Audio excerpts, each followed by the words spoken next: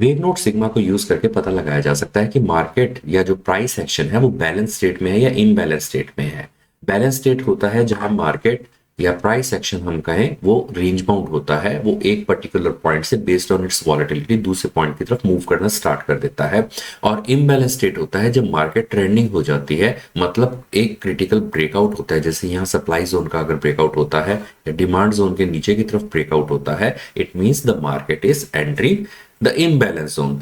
ये लेवल्स पता कहां से लगाए जा सकते हैं? वेव नोट सिग्मा के डैशबोर्ड में ये इंफॉर्मेशन गिवन होती है, जहां पे जो डिमांड जोन और सप्लाई जोन है उनकी रेंजेस के लेवल्स स्पेसिफाइड होते हैं।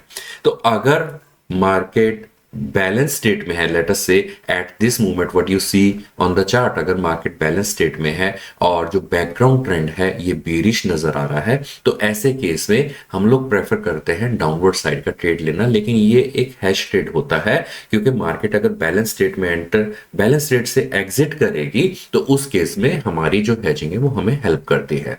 और जो बैलेंस स्टेट एग्जिट होगा वो होगा या तो इस लेवल के ऊपर या इस लेवल के नीचे।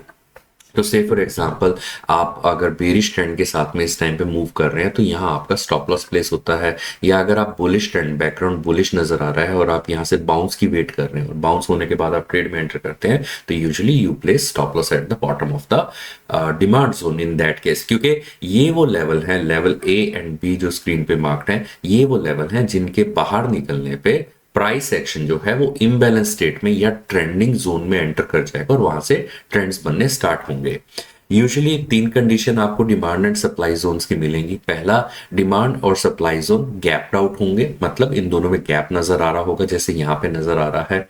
और ऐसे केस में पॉइंट टू पॉइंट ट्रेडिंग या हाईली बैलेंस स्टेट, इसमें हम कहते हैं कि ये हाईली बैलेंस स्टेट में है। इसमें पॉइंट टू पॉइंट ट्रेडिंग की जाती है, लॉन्ग टर्म के ट्रेड्स या डेल्टा न्यूट्रल ट्रेड्स इनिशिएट नहीं किए जाते जब तक ब्रेकआउट नहीं होता या ओवरलैपिंग होना स्टार्ट नहीं होता। Then there might be condition something like this, जहां पे डिमांड और सप्लाई जोन ओवरलैप कर जाते हैं। यूजुअली ये जो पॉइंट होते हैं, जो इंटरसेक्शन वाला पॉइंट होता है डिमांड और सप्लाई जोन का, ये एक बहुत अच्छा पॉइंट बनता है डेल्टा न्यूट्रल ट्रेड्स और लॉन्ग टर्म के ट्रेड्स इनिशिएट करने के लिए।